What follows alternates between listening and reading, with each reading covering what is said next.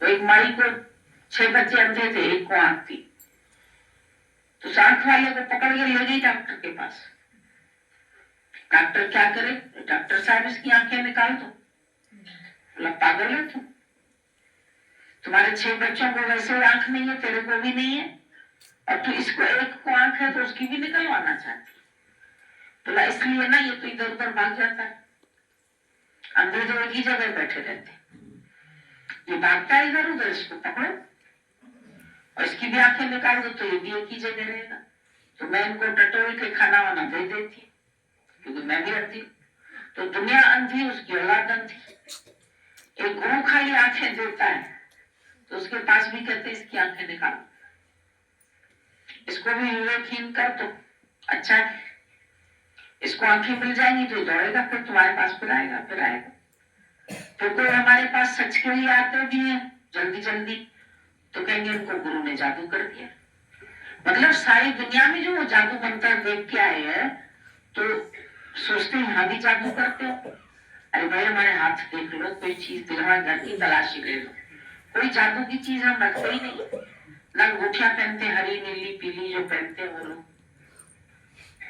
तांत्रिक मांत्रिक, इतनी बड़ी बड़ी अंगूठियां, मैं तो कभी कभी देखती हूँ इतनी बड़ी, कोई सांप की तरह बनी है, कोई बिच्छू की तरह बनी है।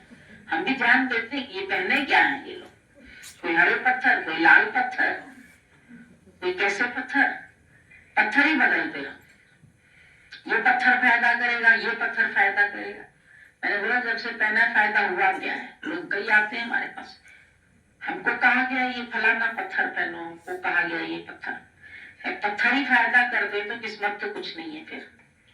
फिर तो पत्थरों से ही पूछ लो, किस्मत का है अपनी भगवान से लिखा है। यहाँ आके घर वाले तुम्हें पत्थर पहना देते बचपन से, ये पत्थर ये फायदा करेगा, वो पत्थर वो फायदा करेगा। झूठ मूठ की बात है, कमाने के धंधे। दादा ने जितनी आंखें खोली किसी ने नहीं खोली, और सब संत डरते हैं कि हम ये भी न बताएं कहीं हम संत की निंदा तो नहीं कर।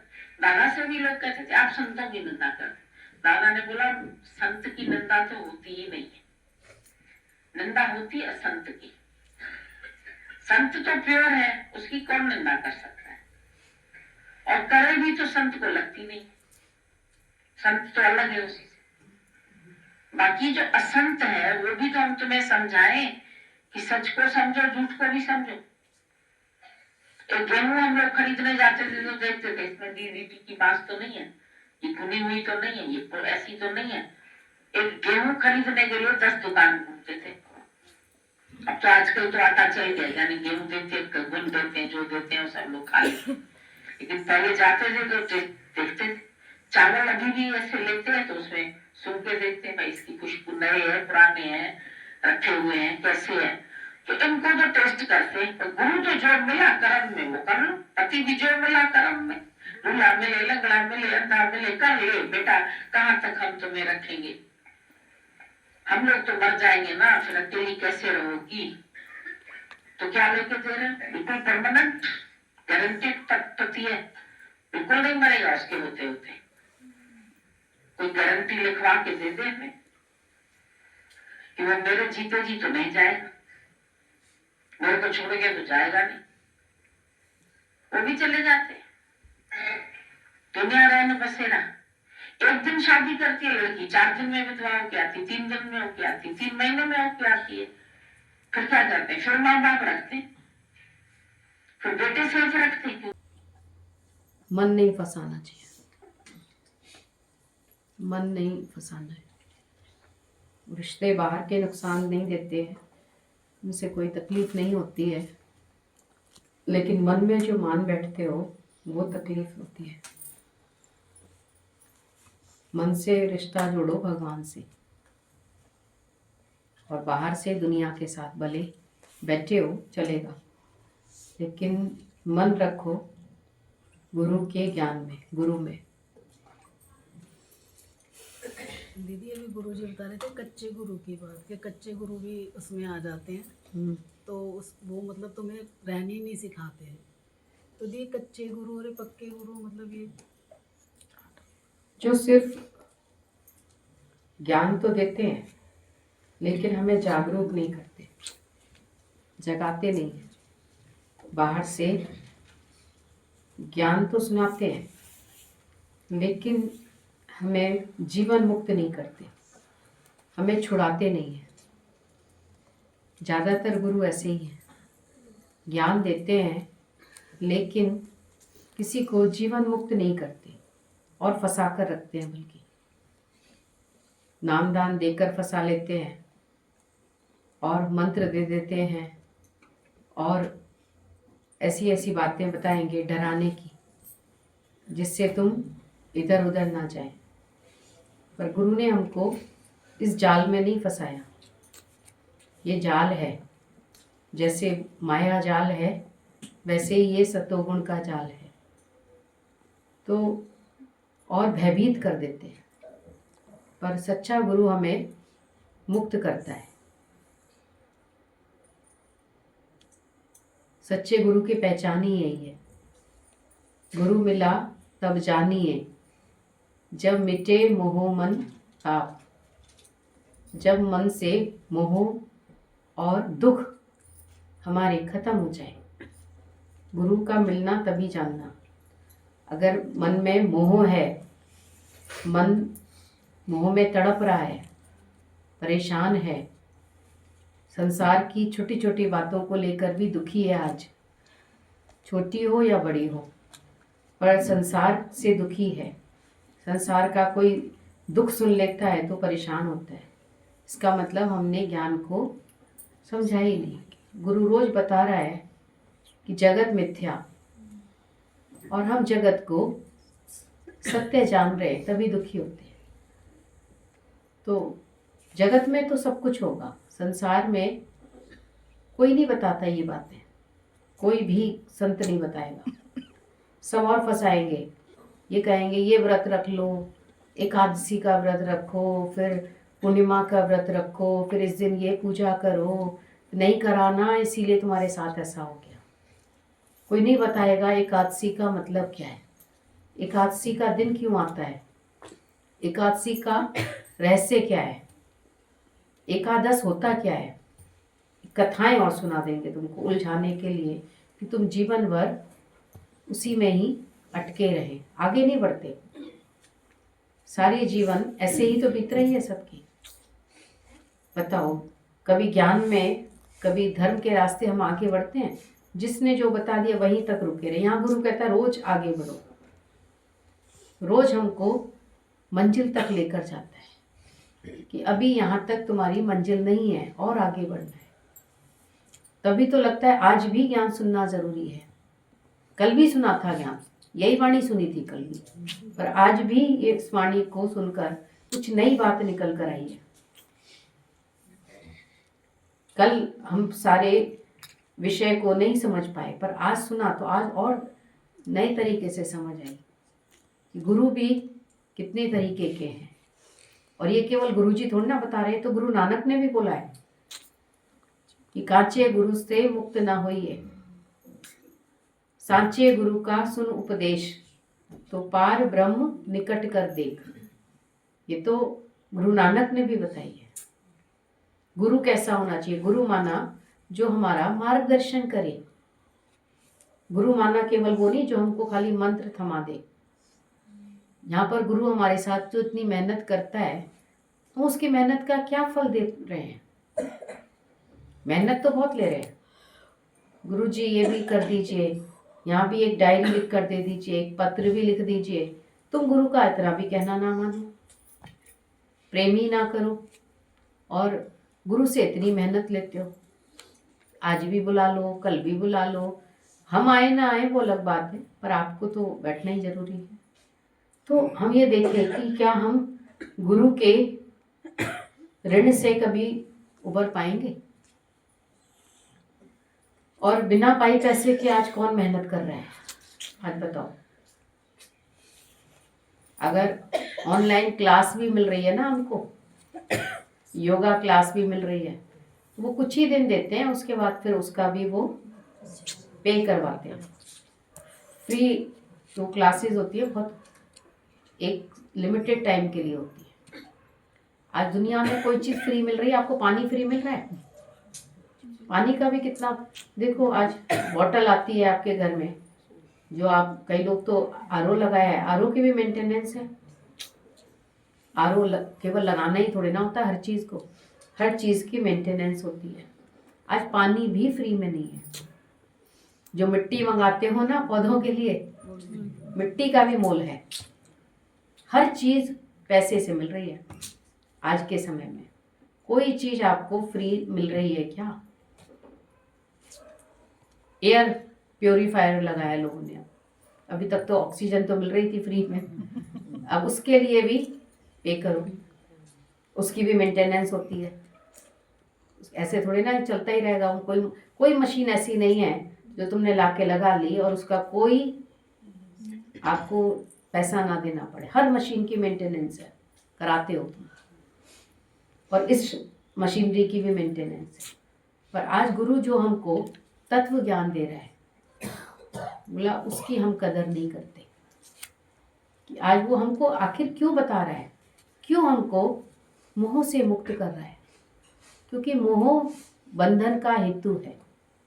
ये बोला ना, शादी करते हैं, शादी के बाद फिर क्या, फिर कोई भगवान का काम थोड़ी करते हैं, फिर और बातों में उलझे रहते हैं। केवल एक ही थोड़ी ना होता है, और जीवन ही ऐसे कट जाती है। मनुष्य की उम्र है कितनी, और उसमें वो कितना भक्ति के रास्ते देता है। 80 बरस जीता है तो भी भक्ति में कितनी कम दे पाता है। 80 बरस में भी भक्ति में कितनी कम दे पाता है। आधा समय तो वैसे सोने में चला जाता है। हम किसी से पूछते हैं कि जो है आप इतना क्यों सोते हो? अच्छी नींद तो 6 घंटे की, 7 घंटे की काफ़ी होती है, पर अधिक सोना ये आलस्य है। या तो बीमार हो तुम, बीमार भी नहीं हो तो अब हम क्या करें फिर पूरे दिन? बोला निष्काम कार्य करो ना। निष्काम दादा भगवान ने बताया, गीता भगवान, किसी को प्रेम करके आओ। तुमको बहुत समय लगेगा इसमें, किसी को प्रेम करने में, और तुम एकदम से हाथ खड़े कर देते हैं, कोई सुनता ही नहीं है। आज के समय में ना कोई ज्ञान ही नहीं सुनेगा। बोला किसने कहा ज्ञान नहीं सुनेगा? ज्ञान हम सब सुन रहे हैं, नहीं सुन रहे हैं, आज भी सुन रहे हैं। तो कोई ज्ञान कैसे नहीं सुनेगा? कोई नहीं सुनता आजकल ज्ञान, सबके पास बहुत ज्ञान है। बोला प्रेम तो करके आओ, ज्ञान मत सुनाओ। ज्ञान की नहीं आवश्यकता किसी को, पर प्रेम की तो आवश्यकता है। किसी को कोई दिल से प्रेम करता है ना, निष्काम प्रेम, बोला ये बहुत अनमोल बात है। कोई किसी को इच्छा के बिना कोई प्यार ही नहीं कर रहा, कोई नहीं कर रहा। तुम जाके प्रेम करके आओ, उसका कोई ना कोई अंदर का कनेक्शन जुड़ ही जाएगा। तुम 10 के साथ मेहनत करोगे तो 1 निकल कर आएगा। तुम 100 के साथ मेहनत करोगे तो 2 निकल कर आएंगे। तो हम सब भी तो ऐसे ही आए हैं निकल कर। और आज आसान है किसी को भी ऐसे मंत्र पकड़ा देना, वो हाथ में ऐसे ऐसे करते रहेंगे, यूँ करके टीका लगा देना, हो गया बस काम। बोला यहाँ पे तो इतना काम लगता है, अभी बहुत सारा बाकी है हमारे पास। जल्दी से जल्दी अपनी मुक्ति का निश्चय कर लो कि मैं मुक्त स्वरूप आत्मा हूँ, मैं ये शरीर नहीं हूँ। तो गुरु हमको रोज इसीलिए बता रहा है कि कच्चे गुरु का मतलब क्या है और सच्चे गुरु का मतलब क्या है। जो सच्चा गुरु है वो मुक्त करने के लिए आया है, कच्चा गुरु और उलझाने के लिए आया है और तुमको संसार में फंसा देते हैं। अभी बोला ऐसे लोगों से बचकर रहना जो तुमको फिर ऐसे जादू मंत्र करते हैं ना, ऐसे भी गुरु होते हैं। कोई गुरु एक प्रकार के नहीं है, अनेकों गुरु हैं इस धरती पर। कोई जादू मंत्र वाले भी हैं, कोई तुमको कहेंगे ये पहन लो, फिर ये कर लो, फिर इससे ये हो जाएगा। बोला फिर इसका मतलब तो भाग्य कुछ भी नहीं है। भाग्य भी तो कुछ होता है ना, पुरुषार्थ भी होता है ना। अभी पुरुषार्थ की वाणी पढ़ रहे हैं, क्यों पढ़ रहे हैं? पुरुषार्थ भी कुछ होता है, नहीं होता है? या हमारे ऐसे करने से ही भगवान मिल जाएगा? अगर नहाने से भगवान मिल जाता, गंगा नहाने से, तो मछली तो गंगा में ही पड़ी रहती है, वो तो मुक्त हो जानी चाहिए। फिर अगर नाचने से भगवान मिल जाता, कितनी नर्तकी नृत्य कर रही हैं आज के दिन में, सबको मिल जाता। केवल गाने से ही भगवान मिल जाता तो एक से एक बड़े सिंगर हैं, भगवान मिलेगा कैसे? बोला जब तुम उसके प्रेम में अपने अहम को गलाएंगे। अहम थोड़ी गलता है किसी का भी, बिना गुरु के किसी का अहंकार नहीं गलता। और तुम देखो, अपनी तरफ देखना, कभी हम ऐसी जगह ज़्यादा जाना पसंद करते हैं जहाँ हमारा अहम बरकरार रहता है, मतलब हमें कोई कुछ कहने वाला नहीं होता, और जहाँ हमको कोई सावधान करने वाला होता है वहाँ से हम बचते थे, सब बचते थे। वहाँ जाएंगे ना तो देखो, लड़कियाँ मायके में जाना पसंद करती हैं, ससुराल में नहीं करती। वहाँ थोड़ा टोका टाकी होती है, मायके में कोई कुछ कहता ही नहीं। मायके में तो सब लाड़ प्यार से रखते हैं, कोई कुछ बोलता ही नहीं। और ससुराल में बेटा ऐसे चलो, बेटा इनके पैर छू लो, बेटा यहाँ पर सिर ढक लो, ये कर लो, कितनी बातें सुनती है, तो वहाँ नहीं जाना चाहती। तो हमारा मन भी ऐसा ही है, जहाँ हमारा अहम की पुष्टि होती है वहीं हम जाना चाहते हैं, और जहाँ हमारे अहम को काटा जाता है रोज, वहाँ हम नहीं जाना चाहते। अब मज़ा तो इसी में ही आ रहा है ना, मतलब केक काटते हैं, केक काटने में कितना मज़ा आता है, सब ताली बजाते हैं, क्यों? किसी का बर्थडे, कोई पैसा खर्च करके आया, हम ताली क्यों बजा रहे हैं? मज़ा आ रहा है, कट रहा है कोई तो ताली बजाओ। तो हमारा भी अहम कट रहा है तो हमें मज़ा आता है कि आज इस अहंकार को तो किसी ने नहीं पकड़ा हमारे। सबने बोला तू बहुत अच्छी है, तू बहुत अच्छी है। गुरु ने बोला तेरे अंदर जो भगवान है ना वो बहुत अच्छा है, बाकी तो है हर एक बहुत अच्छा, लेकिन जब अहंकार करते हैं तो भगवान के राज्य में हम प्रवेश नहीं कर पाएंगे। भगवान के राज्य में प्रवेश करने के लिए इस अहम का ही खात्मा करना है, और कुछ नहीं करना। तो जो कच्चे गुरु होते हैं वो मोक्ष के लिए तैयार नहीं करते, और यहाँ पर गुरु रोज हमें जीवन मुक्ति का आनंद देना चाहता है। बोला आज भी ये शरीर चला जाए तो तेरा ध्यान कहाँ जाएगा, बताओ जरा। भले कार्य हो रहा है पर ध्यान कहाँ जा रहा है हमारा? बोला हाथ रख काम में और मन रख राम में। राम में है ध्यान। ये अपनी, हर एक को अपनी चेकिंग करनी है, अपनी चेकिंग, हमें दूसरे की नहीं करनी है। दूसरे का मन कहाँ जा रहा है, उसको गुरु ने डांटा, उसको गुरु ने ये कहा, वो गुरु का काम है जो कह रहा है, पर हम अपनी तरफ चेक करें, हमारा मन तो नहीं गया नहीं। रानी रासमणी का मन गया, कोर्ट में गया, तो रामकृष्ण परमहंस ने उसको खड़ाऊ लगाई, तो उसने तो हाथ जोड़े और सर झुकाया उसके आगे। बाकी लोग सोचने लगे कि ये ऐसा क्यों कर रही है रानी, ये कोई खड़ाऊ मारे तो बोला क्रोध आना चाहिए ना हमको, बिना बात के कोई ऐसा कुछ किया भी नहीं उसने। पर रानी भी जानती थी और रामकृष्ण भी जानते थे कि क्या बात है। तब उसने बोला अब तुम बताओ तुम्हारा ध्यान कहाँ गया, क्योंकि गुरु को हमारे ध्यान की भी पता लग जाती है। तब उसने बोला मेरा ध्यान कोर्ट में गया। तो बोला कोर्ट में क्यों गया? क्योंकि मुझे यहाँ से उठकर कोर्ट जाना है, इसलिए। उसने बात की। बोला लेकिन उठकर ही तो जाना है ना, टाइम होगा तभी तो जाओगी ना, अभी क्यों गया ध्यान?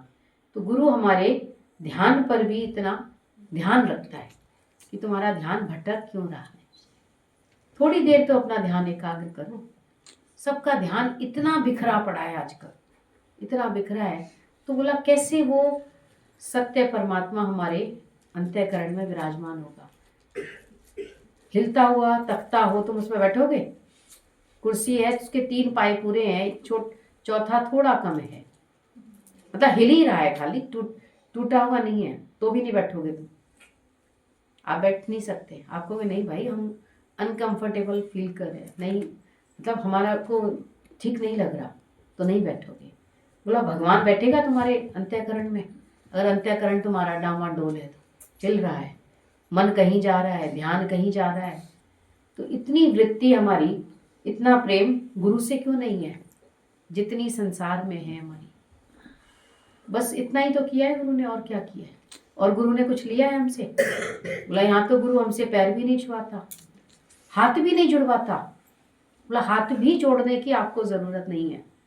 अगर आपका दिल झुका है तो ठीक है, लेकिन अगर केवल हाथ जोड़ रहे हो तो कोई ज़रूरत नहीं है। बोला हाथ जोड़, दुनिया हाथ जोड़ रही है, पैर भी छू रहे हैं, लेकिन उससे थोड़ी फर्क पड़ रहा है। और गुरु की बात नहीं मानते, हाथ जोड़ते हैं, बाकी सब काम करते हैं, लेकिन गुरु का वचन नहीं मानते। तो क्या हो, कौन सा हमने अच्छा किया? गुरु की लात पर तो लात नहीं लगाई, लेकिन मुख पर लात लगाई। जब गुरु ने बोला शिष्य को कि तुम मेरे लातों पर लात लगा दो, पैरों में बहुत दर्द था उसके, तो बोला नहीं गुरु जी, लात नहीं लगाऊंगा, हाथ से दबा सकता हूँ, हाथ से दबाऊंगा तुम्हारे पैर। तब उसने बोला कि तूने लात पर तो लात नहीं लगाई, लेकिन गुरु के मुख पर लात लगा दी। तो हम भी वही कर रहे हैं। जो गुरु कह रहा है वो बात नहीं मानते, पर अपनी मनमानी करते हैं, तो हम उसके मुख पर लात लगा रहे हैं। हमारा मन कर रहा है ना पैर छूने का, हमारा मन कर रहा है ना हाथ जोड़ने का। बोला अपने हाथ जोड़ो, कभी पलट के ऐसे करके करो, कभी जोर लगेगा। ऐसे करना तो आसान होता है, और पलट के ऐसे घुमाने में देखो कितना जोर है, हाथ भी मुड़ना मुश्किल हो जाएगा। बोला अपने उस सत्य स्वरूप परमात्मा के आगे झुको। बाहर से गुरु के शरीर के आगे झुकना तो आसान है, लेकिन गुरु के वचन पर मिटना। अभी गुरु की बात बताओ, क्या सत सत लगती है? कल भी यही बात चल रही थी। कहाँ अंदर से मन झुकता है? बोला सारी दुनिया तुमको वासना में गिराती है, एक गुरु है जो निर्वासनिक बनाता है, क्योंकि तुम है भी निर्वासनिक। तुम्हारा शुद्ध स्वरूप है, सच्चित आनंद स्वरूप है। तो बोला उसमें कोई वासना का स्थान नहीं है कहीं भी। पर ठीक है, अभी गुरु ने हमको घर नहीं छुड़ाया, लेकिन घर में अटकाया भी तो नहीं है। गुरु के इशारे को समझो। अगर कहीं गुरु भेजता है तो तुरंत हम रेडी, एवर रेडी सोल्जर बने। अभी आर्मी के पर्सन को आप देखिए कभी भी, आजकल तो मीडिया है, आप देख सकते हो, सोशल मीडिया पे सब कुछ दिखा रहे हैं। बोला अगर आज भी उसकी शादी हुई है आज, और अभी उसके ऑर्डर आ जाते हैं हेड ऑफिस से कि भाई तुमको वहाँ पहुँचना है, तो वहीं जाएगा। यस सर करना सिखाते हैं वहाँ पर। वो तो फिर भी हो सकता है उसका मन ना कर रहा हो, लेकिन यहाँ पर तो गुरु ने एवर रेडी सोल्जर बनाया है। तैयार हैं हम, हर बात के लिए रेडी हैं। तो दुनिया में कहाँ रेडी हैं लोग? अभी तो बहुत काम बचा था, अभी भगवान ने ऐसा क्यों कर दिया, अभी क्यों चली गई, अभी तो ये करना था। बोला भगवान को भी पता है ना थोड़ा बहुत तो, या तुम्हें को पता है सारा कि ये करना था, ये ऐसे होना था? भगवान को कुछ पता है या नहीं पता है? कभी जब मन ऐसे कहते हैं उसी वक्त अपने मन से पूछो, क्या भगवान अज्ञानी है? क्या भगवान अंधा है? क्या भगवान नहीं जानता है? क्या उसके पास बुद्धि नहीं है? क्या उसके पास विवेक नहीं है? सब तो है उसके पास। उसने हमें ही बनाया है, तुमको बनाने वाला भी तो वही है। अभी कितनी अंदर तक गहराई तक बात जा रही थी। बोला तुम्हारे इतने भारी शरीर को कौन चला रहा है? सभी का वेट कुछ तो है ही है, 40 50 60 किलो तो है ही है। बोला 40 किलो वजन तुम उठा के दिखाओ। उठाओ, नहीं उठा सकते, पर कैसे? ईश्वर की शक्ति है ना जो हर वक्त कार्य कर रही है, वो शक्ति मैं हूं। तो ये शरीर भले चाहे कैसा भी हो, पर मेरा स्वरूप तो शुद्ध स्वरूप है आज भी। तो रोज का ज्ञान हमको बहुत सावधान करता है, और पुरुषार्थ भी हमें करना क्या है परमात्मा के लिए। तुम खुद सोचो कि तुम परमात्मा से क्या मांगते हैं। दुनिया में लोग पढ़ाई करते हैं, नौकरी करते हैं, भटकते रहते हैं, किसके लिए? अर्थ के लिए। पुरुषार्थ बोलते हैं ना, अर्थ के लिए। धन के लिए, और करना किसके लिए पुरुषार्थ था? भगवान ईश्वर के लिए, भगवान के लिए। पर हम पूरा जीवन अर्थ के लिए करते हैं। धर्म कोई नहीं मांगता भगवान से। अपना आपका स्वधर्म क्या है ये कोई नहीं जानता। तो गीता में भगवान ने स्वधर्म की बात भी की है। तो आत्मा में रहना, अशोक रहना तेरा स्वधर्म है। और हम अपना धर्म कौन सा मानते हैं? मैं हिंदू हूं, मैं मुस्लिम हूं, मैं सिख हूं, मैं ईसाई। बोला ये शरीर का धर्म है, पर तेरा धर्म क्या है? अशोक। आत्मा का धर्म क्या है? अशोक रहना। तो कोई जानता ही नहीं स्वधर्म क्या है। भगवान से कोई धर्म मांगता भी नहीं है।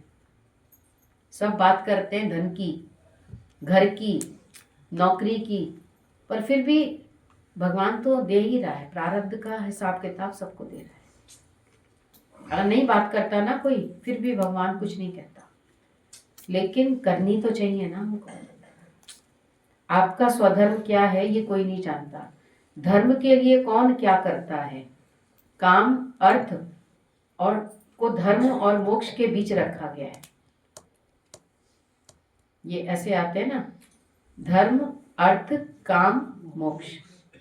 तो काम और अर्थ के लिए धर्म और मोक्ष के बीच रखा गया है। अर्थ और काम के लिए आपका दिमाग हर समय चलता रहता है। एक इच्छा के लिए और एक धन के लिए हर वक्त चलता है माइंड।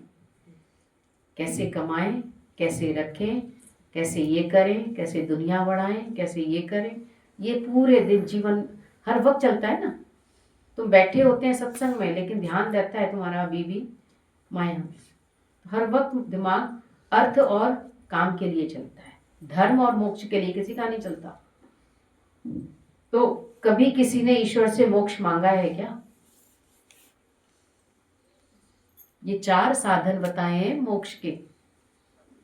इसमें से सही तरीके से गुरु हमें समझाता है कि हमें किस तरीके से मोक्ष मिलेगा। कैसे? जब हम धर्म पर चलते हैं तब मोक्ष मिलता है। और कभी किसी ने ईश्वर से मोक्ष मांगा ही नहीं। मंदिर जाते हैं तो भगवान से अपने लिए और अपने वालों के लिए ही सांसारिक सुख मांगते हैं। गुरु के पास आकर भी क्या मांगते हैं? भूसा। जैसे बोला ना, एक बार एक राजा भटकते भटकते एक गांव में पहुंच गया और वहां पर उसने पनाह ली एक गरीब किसान के यहाँ झोपड़ी में, क्योंकि उसको रात हो गई थी, अपने देश जाने का रास्ता नहीं पता था, अंधेरा हो गया बहुत गहरा। तो उसने कहा मैं यहीं रुकता हूँ। तो जिसके घर में रुका उसको बहुत, जब सुबह चला तो थैंक यू भी बोला, बहुत धन्यवाद किया उसका कि तुमने मुझे अपनी झोपड़ी में रखा। और उसको बोला कभी तुमको ज़रूरत पड़े तो मेरे पास आना और मैं तुम्हारी जो मदद होगी वो करूँगा सर। और उसने उसको पहचान के लिए अपनी अंगूठी भी दे दी कि हो सकता है मैं ना पहचान पाऊँ या मेरे मंत्री तुम्हें अंदर ना आने दें, सैनिक अंदर ना आने दें, तो मेरी अंगूठी को सब पहचानते हैं, ये अपने पास रख लो। और वैसे भी तुमने मेरी बहुत मदद की है, क्योंकि मुझे एक रात सुरक्षित रखा अपने घर में। तो किसान खुश हो गया, बोला वैसे तो मैं जाऊंगा नहीं कभी भी, पर राजा ने कहा है तो कभी समय होगा, ज़रूरत पड़ेगी तो चला जाऊंगा। और अचानक से उसी गांव में सूखा पड़ गया और उसके जितने भी पशु थे वो सूखा पड़ने के कारण सूखी घास नहीं खा रहे थे।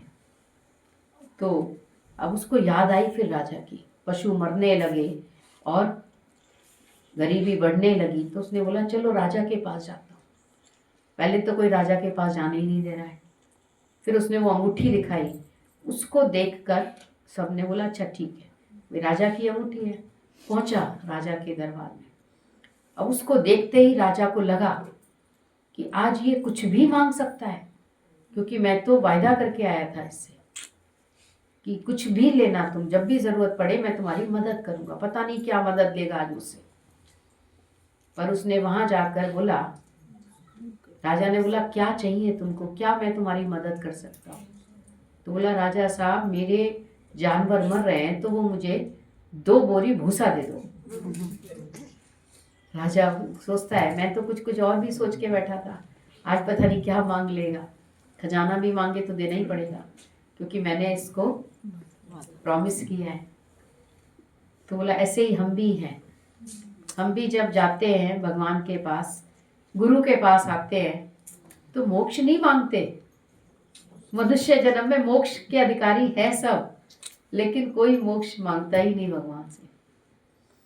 सब भगवान से भूसा ही मांगते हैं। भगवान एक घर दे देना, भगवान ये इसकी शादी कर देना, भगवान इसकी नौकरी लगवा देना, इसका एक बेटा हो जाए। मंदिरों में जा जाके हमने तो यही मांगा। पर अब गुरु ने समझा दिया हमको कि सब पहले से फिक्स है, मिलेगा। जो निश्चित कर दिया है ना भगवान ने, वो बिना मांगे भी मिलेगा। तुम बैंक में जाके कोई भीख थोड़ी मांगते हैं। बैंक में कोई भिखारी का कोई काम नहीं है। बैंक में तुम्हारा अकाउंट है और अकाउंट से तुमको पैसा मिलना है। तो आज गुरु ने हमको बोला तेरा अपना प्रारब्ध है, तेरी अपना अकाउंट है इस धरती पर, तो तुझे मिलेगा ही मिलेगा, कोई रोक नहीं सकता। जो तेरे भाग्य पर, पुरुषार्थ तो कर सही। अकाउंट तो है पर सही साइन तो करने पड़ेंगे। उल्टे सीधे साइन कर देते हो, फिर कहाँ से मिलाते रहते हैं वो लोग बेचारे। वो कहते नहीं देंगे। अब हम क्या कहते हैं, क्यों, मेरे पैसा है, मेरे अकाउंट है तुम्हारा, लेकिन साइन तो सही करो, पुरुषार्थ तो सही करो, तभी तो मिलेगा। अकाउंट से भी पैसा ऐसे थोड़ी मिल जाएगा। फिर गलत सलत करोगे फिर मुश्किल आएगी तुमको। तो पुरुषार्थ किसका करते हैं? यहाँ पे सही पुरुषार्थ से क्या मतलब है यहाँ पे? हम के अभी बताया तो कि हम संसार के लिए पूरा जीवन दे देते हैं सब। देखो पूरा बचपन कहाँ चला गया, जवानी कहाँ चली गई, और आज अगर ज्ञान नहीं है तो बुढ़ापा भी कहाँ जा रहा है लोगों का, इधर उधर की बातें सोचने में, उसकी बुराई उससे करने में, उसकी बुराई उससे करने में, शिकायतें करने में। तो ये पुरुषार्थ हमारा गलत हो गया। अभी गुरु ने उसको सही कर दिया, बोला किसी के दोष मत देखो, शुक्राना करो। ये पुरुषार्थ सही हो गया हमारा। तो सही पुरुषार्थ भी तो नहीं करते। क्यों शिकायत कर रहे हो, क्यों कर रहे हो? बोला उसकी मर्जी है सामने वाले की, जैसे चल रहा है। तुम उसको प्रेम करोगे तो शायद वो बदल ही जाए, लेकिन अगर प्रेम नहीं करोगे तो वो जैसा चल रहा है वैसा ही चलेगा। अगर तुम उसमें भगवान का भाव रखेंगे ना, तो तुम भी फ्री हो जाएंगे, वो भी, तो फिर उसके बाद वो भी चेंज हो जाएगा। तो हमारा पुरुषार्थ ही गलत चल रहा था। हम भगवान के लिए भगवान से कुछ नहीं मांगते कि भगवान तू मिल जा। हम बाहर की वस्तुएं मांगते हैं, भगवान ये वस्तु दे देना। कभी कहते हैं भगवान बस तू मिल जा, केवल तू मिल जा। तो ये सही पुरुषार्थ है। तो पुरुषार्थ सही नहीं करते। परमात्मा के लिए समय नहीं है हमारे पास, सत्संग के लिए टाइम नहीं है, बाकी सब बातों के लिए है। तो अभी गुरु ने ये भी सही करा दिया हमारा। गुरु ही करवाता है, हम सब कुछ करने वाले नहीं हैं। बोला अगर तुम संसार के काम कर सकते हो तो बोला भगवान के लिए भी समय निकालो, और भगवान का ही दिया हुआ समय है। भगवान चाहे तो अभी एंड कर दे तुम्हारे शरीर का, तो तुम क्या करेंगे बताओ? तो ये है ना उसकी कृपा हमारे ऊपर, तो हम उसकी कृपा के लिए हम क्या कर रहे हैं? थैंक यू भी नहीं करने जाते उसका। सत्संग में हम शुक्राना ही तो करने आते हैं, और क्या करने आते हैं? उसने हमको इतना कुछ दिया है तो वही तो अदा करने आते हैं। तो उसके लिए भी समय नहीं निकाल पाते, क्योंकि मैं बहुत बिजी था, बिजी विदाउट वर्क। कोई काम भी नहीं है तुम्हारे पास इतना, और बहुत बिजी है। हर एक व्यक्ति कहता है मैं बहुत बिजी हूँ। क्या है ऐसा हमारे पास? क्या काम करते हो बताओ? झाड़ू पोछे करता है कोई? सब ने लगा रखी होगी 95% लोगों ने। कुछ लोग हैं जो कहते हैं कि भाई हम कर लेते हैं, बाकी तो कोई नहीं करता। और उसके अलावा क्या करते हो? कपड़े सिलते हो? सिलाई आती है तुमको? वो नहीं आती तुमको, बताओ। कढ़ाई करते हो? वो नहीं आती। सर्दी में बुनाई करते हो? सब रेडीमेड पहनते हो। सब दुनिया के सब काम तुम्हारे हो रहे हैं, ठीक है। अब क्या करते हो ये बता दो खाली बस, जो तुम्हारे पास समय नहीं है भगवान के लिए। करते क्या हो ये तो बताओ जरा। ऐसा नौकरी करते हैं कितने, मुश्किल से 5% लोग नौकरी करते होंगे, मुश्किल से। उसके अलावा वो भी नहीं करते। तो क्या करते हो जो तुम्हारे पास भगवान के लिए समय नहीं है? और कार्य भी करना गुरु ने सिखाया। बोला पहले क्या करते थे, एक बार शादी में लोगों को बिठा दिया गया, मटर छीलने के लिए बिठाते हैं ना लोग, मटर छील दिए तुमको और 2 बर्तन रख दिए गए, इसमें बड़ी वाली मटर डालनी है, इसमें छोटी वाली। अब फिर आधे घंटे बाद वो व्यक्ति आया और देखा मटर छिल गई होंगी। अब तो देखा तो मटर छिली नहीं। बोला भाई क्यों नहीं छिली तुमने? बोला आपने कहा इधर बड़ी डालना इधर छोटी डालना, बीच वाली कहाँ डाल दी है? बीच वाली हाथ में लेके बैठा हूँ। तो यही है, हम सब संकल्प विकल्प करते रहते हैं बैठे बैठे, अब ना ये करेंगे अब ना वो करेंगे, लेकिन करते कुछ नहीं है। काम है ही नहीं, वैसे काम तो है नहीं, लेकिन काम को हमने खींच रखा है जबरदस्ती। काम खाना कितनी देर में बन जाता है। आज गुरुजी को हमने देखा, बोला वो जरा सी देर में खाना बना लेते थे, वो इतने कर्म के आर्टिस्ट थे। तो गुरु के बच्चे भी तो वैसे ही होने चाहिए ना। गीता भगवान कहते थे अगर अचानक से भी कभी आ जाते थे लोग, वैसे तो चिट्ठी डालने पर ही आते थे, पहले बताकर ही आते थे, पर फिर भी अगर अचानक से 15-20 लोग भी आ गए तो बोला हमें कुछ सोचना ही नहीं पड़ता था, क्योंकि गुरुजी इतने आर्टिस्ट थे। बोला थोड़ी देर में ही वो नाश्ता और खाना बना देते थे, इतनी वो कलाकार थे। तो बोला कि हम क्यों नहीं है कलाकार, गुरु के ही तो बच्चे हैं हम भी। कितना मुश्किल लगता है, थोड़ी देर में ही बन जाता है, कार्य करो तो।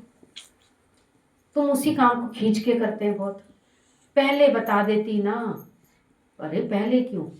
अरे अचानक से भगवान अगर हमारे घर आएगा तो हम ये कहेंगे पहले से बता देते हमको, तभी हम खीर पकाते। खीर नहीं पक सकती, कुछ और बना के खिला दो, कोई ज़रूरी है खीर ही पकानी है? नहीं नहीं, द्वादशी वाले दिन खीर ही खिलाते हैं भगवान को। एकादशी वाले दिन नहीं खिला सकते, पर द्वादशी वाले दिन जरूर खिलाते। ये सब किसने बनाई है बातें? ये तुम ही ने बनाई है बैठ के, तुम जैसे लोगों ने। यहाँ पर तो बोला जैसे भगवान जाता था उसके पास, कुब्जा के पास, तो कैसे खिचड़ी, कर्मा के पास जाता था तो खिचड़ी खा लेता था, जो बनाती थी वही खा लेता था। तुम तो बड़ी चॉइस का रखेंगे, क्या बनाए, जो प्रेम से खिलाओगे ना भगवान वही खा लेता है। किसी को भी खिलाओगे तुम प्रेम से, XYZ। कई बार आप देखो हमारे प्रेम में ही कमी होती है, तो हमें भोग लगाना भी नहीं आता था। भगवान को भोग कैसे लगाएं? आज ये बनाऊंगी, पूरा दिन ही लगा देंगे बनाने में। अरे जो आसानी से बन जाता है वही हम बना लेते हैं, वही भगवान को खिलाते हैं, वही हम सबको भी खिलाते हैं। सब रूपों में भगवान ही तो है। प्रेम से तुम जो बनाएंगे वही खा लेता है भगवान। पर कार्य पुरुषार्थ होना चाहिए भगवान के लिए, पुरुषार्थ जो उसका बताया गया है। तो गुरु के पास आकर भी भूसा मांगते हैं। मुक्ति या मोक्ष कोई नहीं मांगता। मुक्ति तब मांगेंगे जब शरीर से असमर्थ हो जाएंगे, तब कहते हैं कि भगवान अब छुड़ाओ। तो अब भगवान कैसे छुड़ाए, जरा ये भी तो बता दो। जब ना तुम्हारे पास समय है, ना सामर्थ्य है, ना तुम्हारे शरीर में कोई ताकत है, तो अब कैसे छुड़ाए भगवान? तुम भी तो बता दो। तुमने जवानी कहाँ दी, बस इतना बता दो खाली। जवानी में तुम कहाँ घूमे? बोला वो तो दे दी संसार को, अब संसार से ही जाकर कहो कि मुक्त करो हमको, नहीं कर सकता। तो अभी भी गुरु के पास आ गए हो ना, तो समझ जाओ कि हमें पुरुषार्थ किसके लिए करना है। और लोग भक्ति करते हैं स्वार्थ पूरा करने के लिए। व्रत, उपवास, कर्मकांड, जब तक सब किसी ना किसी मांग के लिए ही करते हैं। जो स्वार्थ के लिए नहीं करते वो अहंकार करते हैं। गीता में भगवान ने कहा कि अशोक रहना तेरा धर्म है, और अशोक वही रह सकेगा जो स्वधर्म में रहेगा। स्वधर्म अर्थात आत्मा के निश्चय में, और अशोक रहना आत्मा का गुण है। क्या आपका आचरण धर्म के अनुसार है? धर्म, अर्थ, काम, मोक्ष अब धर्म की बात आती है, क्या हमारा आचरण धर्म के अनुसार है? धर्म में लिखा है कि बोला सबसे पहली जो अवस्था है ब्रह्मचर्य अवस्था है, वो गुरु के पास जाकर अपना ये ज्ञान ग्रहण करें। तो हमने वो भी नहीं किया। और फिर अभी गुरुजी कह रहे थे कि कोई सत्संग में अगर कोई जवान थोड़ा सा आ भी जाए तो उसके लिए उसके बारे में सोचें कि ये क्यों आ गई, लग रहा है इसको किसी ने धोखा दिया होगा, लग रहा है इसकी शादी नहीं हो रही होगी, लग रहा है इसके संग ऐसा हुआ होगा। क्यों? कोई भगवान का भक्त क्या सारे बुजुर्ग हुए हैं? प्रहलाद कितनी उम्र का था? ध्रुव कितने साल का था?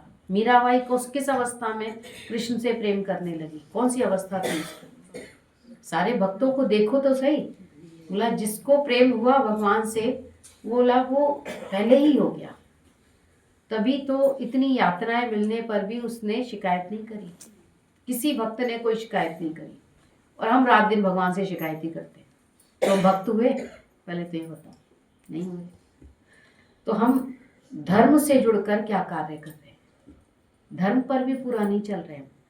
और सब शास्त्रों में लिखा है ये, अगर 100 वर्ष की उम्र बताई है मनुष्य की, तो उसमें 25 वर्ष ब्रह्मचर्य में रखे गए, फिर 25 से 50 बोला ये गृहस्थ आश्रम के लिए थे, उसके बाद वानप्रस्थ 50 के बाद, फिर उसके बाद संन्यास आश्रम। तो हमने कौन सा आश्रम को सही से फॉलो किया? जो धर्म, अगर तो हम धर्म की बात करते हैं तो धर्म भी तो हमने नहीं समझा। चलो आत्मा का धर्म भी छोड़ दो तुम, अभी तुम शरीर के धर्म को भी शरीर के धर्म के अनुसार चलाते हैं क्या? वो भी नहीं चला पाते। तो वो भी गुरु ही बताता है, नहीं तो हम वो भी नहीं चलाते थे।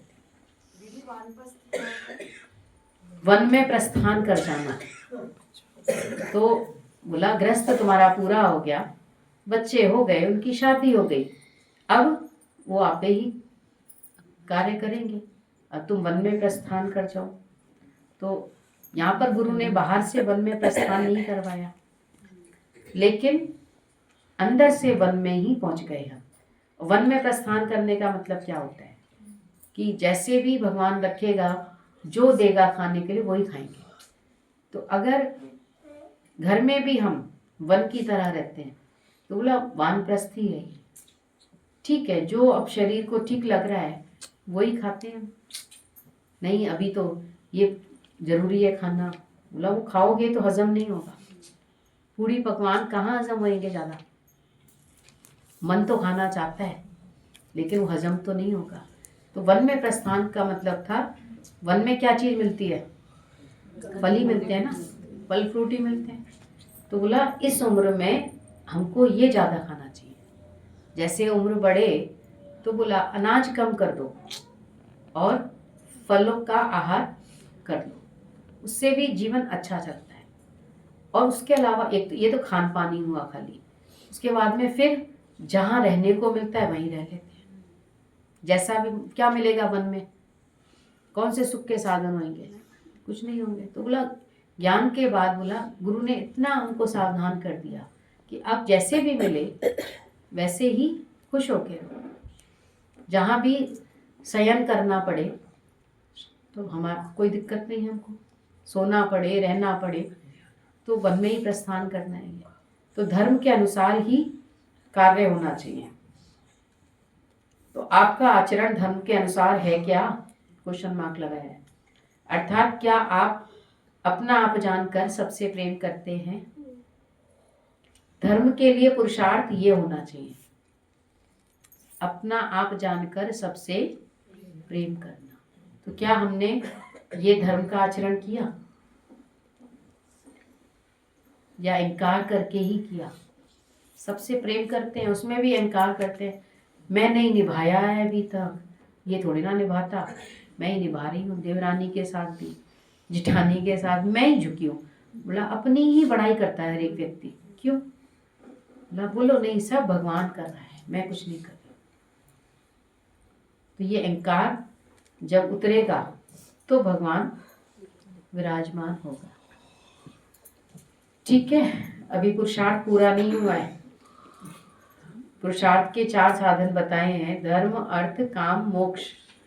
तो धर्म क्या है, काम क्या है? काम भी अच्छी चीज़ है, पर काम ईश्वर के लिए नहीं किया ना हमने। काम माने इच्छा, इच्छा हमने की संसार की। अब गुरु कहता है इच्छा रखो प्रभु प्राप्ति, तो ये शुभ इच्छा बहुत अच्छी है। और संसार की इच्छा तुमको संसार में ही डुबो देगी, और भगवान से मिलकर एक होने की इच्छा तुमको परमात्मा से मिलाकर एक करेगी। तो धर्म, अर्थ, काम, मोक्ष। अभी और भी बहुत डिटेल है इसकी। अर्थ भी अगर है हमारे पास तो उसको धर्म के साथ जोड़ कर रखा। धर्म के साथ अर्थ, अर्थ के साथ धर्म, दोनों चीज साथ रहेंगी ना, तो कभी गलत काम नहीं होगा। गुरुजी अभी बता रहे थे कि खाली जो दुखी हैं वही, या ओल्ड एज वाले ही नहीं, बट जिनका भाग्य उदय होता है, समथिंग कुछ बोल रहे हाँ, थे। हाँ। क्या बोला था? जिनका भाग्य उदय होता है वो आते हैं सत्संग में।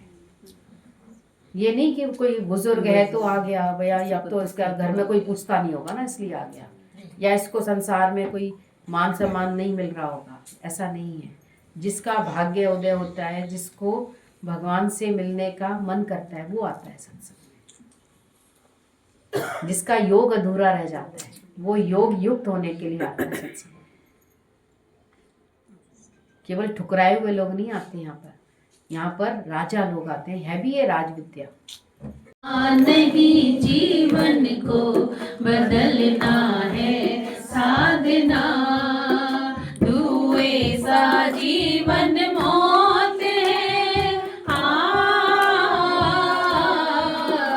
दुए सा जीवन मौत है, जलना है साधना, पाना नहीं जीवन को बदलना है साधना, पाना नहीं जीवन को बदलना है साधना।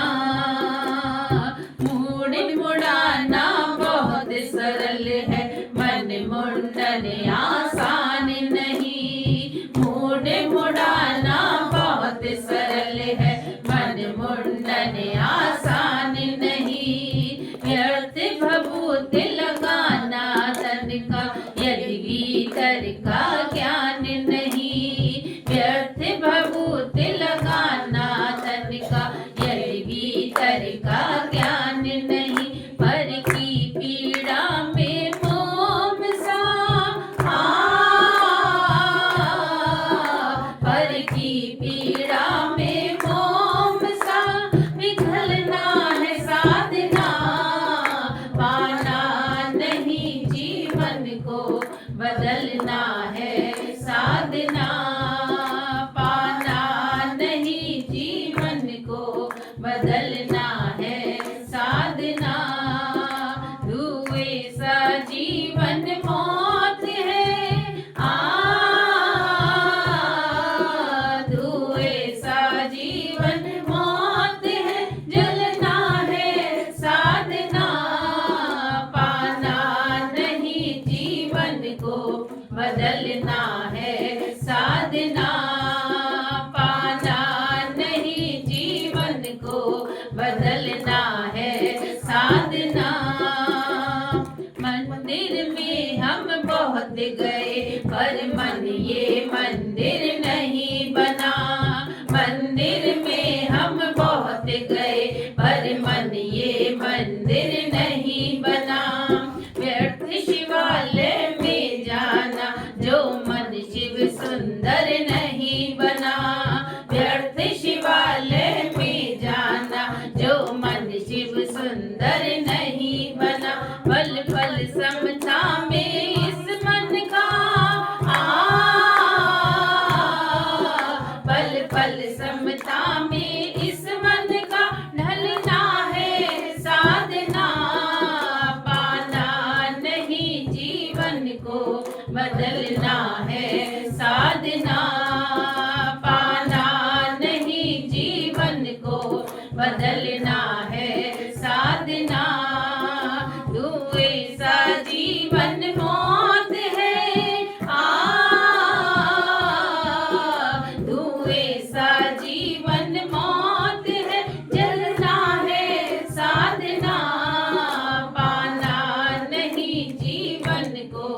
बदलना है साधना, पाना नहीं जीवन को, बदलना है साधना। सच्चा पाठ तभी होगा जब जीवन में पारायण हो, सच्चा पाठ तभी होगा जब जीवन में पारायण हो। श्वास श्वास धड़कन धड़कन से जुड़ी हुई रामायण हो, श्वास श्वास धड़कन धड़कन से जुड़ी हुई रामायण हो। तब सतपथ पर पल पल मन का तब सतपथ पर पल पल मन का चलना है साधना, पाना नहीं जीवन को, बदलना है साधना, पाना नहीं जीवन को, बदलना है साधना। धुएं सा जीवन मौत है, धुएं सा जीवन मौत है, जलना है साधना, पाना नहीं जीवन को, बदलना है साधना, पाना नहीं जीवन को, बदलना है साधना, पाना नहीं जीवन को, बदलना है साधना।